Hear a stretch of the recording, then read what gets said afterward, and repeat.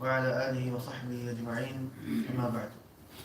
So Alhamdulillah, today is the third sitting from these family reminders on China, going through the book Al-Mushabaq ila al-Qira'ati wa Talib al-Ilm. In the previous two sittings, we mentioned a number of ayat and hadith regarding the virtues of seeking knowledge, and also last lesson we also talked about some of the Sahaba and some of the Salaf and how they traveled to seek hadith. Today we'll continue, and the Shaykh he carries on, and the next point that he talks about is regarding scholars that they learned so much knowledge.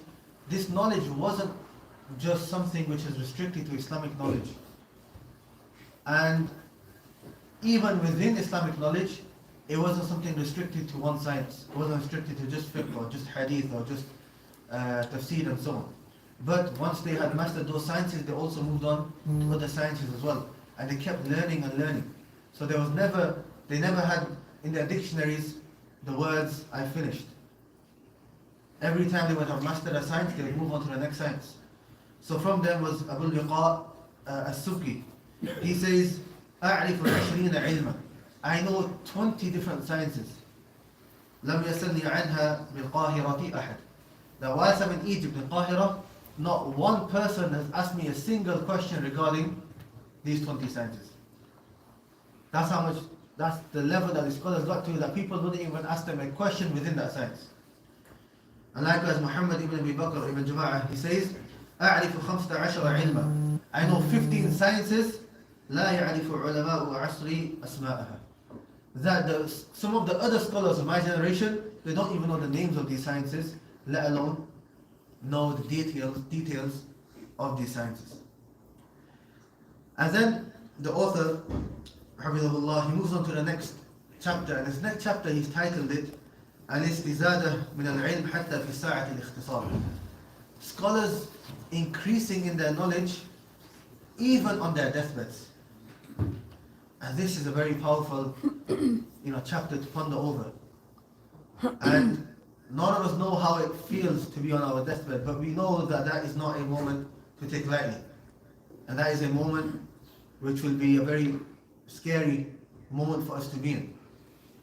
And to know that there were scholars that even on their deathbeds, they busied themselves with learning about Islam, that's something which is remarkable.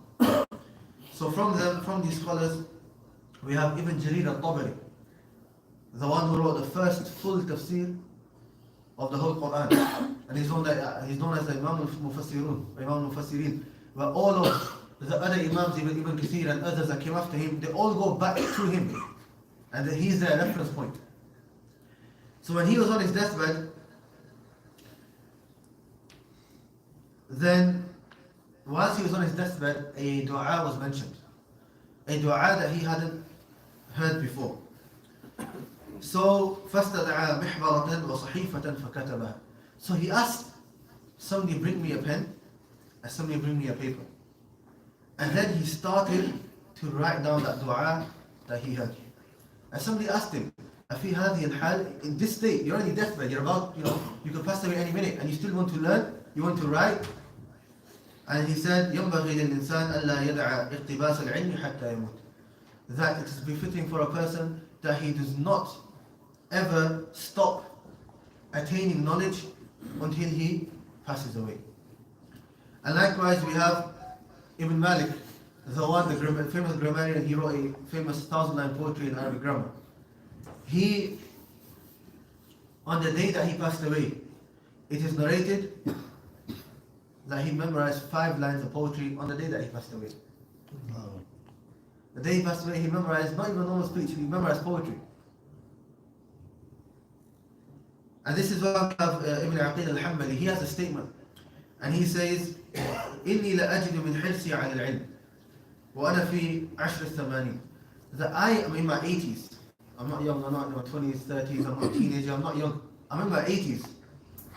Yet, the eagerness I have to learn about Islam, to seek knowledge, أشد مما كنت أجده وأنا ابن 20 سنة, is more the amount of energy and the aspirations I had when I was in my 20s. And subhanAllah, this is a point for many of us as well, that many of us have the excuse we're old. You know, it's time for my kids to learn, not my time to learn. He's saying I'm 80 years old and I want to learn even more than how much I wanted to learn when I was 20. And that leads on to the next and the final point, story that I'm going to mention of Ibn al-Jawzi, rahimahullah. It was said that he learned the different qira'at of Qur'an, you know, the different ways of reciting, like I did today in Salah, different ways of reciting, not memorize the Qur'an. After that, the different ways of reciting, he learned that whilst he was in his 80s. We're over 80-year-old, and he's memorizing these different qira'at and these different ways of pronunciation, different ways of reciting the Qur'an. And it's something which is extra. If you didn't know, he's not being sinful. And many a times there's knowledge and there's points that are foundational, obligational points regarding our salah, zakah, what's obligatory upon us and so on. And we don't want to learn, we have the excuse we're too old, we're busy, we have work, we have this and we have that. You have to find the ulama, those people that we mention nearly in every single sitting, those ulama that we benefit from even though they passed away 1,000 years ago. Why and how did it get to that stage? Because of the nuhmah, the burning desire and the high aspirations that they used to have. And that every moment of their life, even on their deathbeds, even when they were old, they would continue learning about Islam. So we ask Allah subhanahu wa ta'ala to grant us that aspiration, and that nuhmah, that burning desire, and to grant us beneficial knowledge about the religion. سبحانك اللهم وبحمدك اشهد ان لا اله الا انت استغفرك واتوب اليك.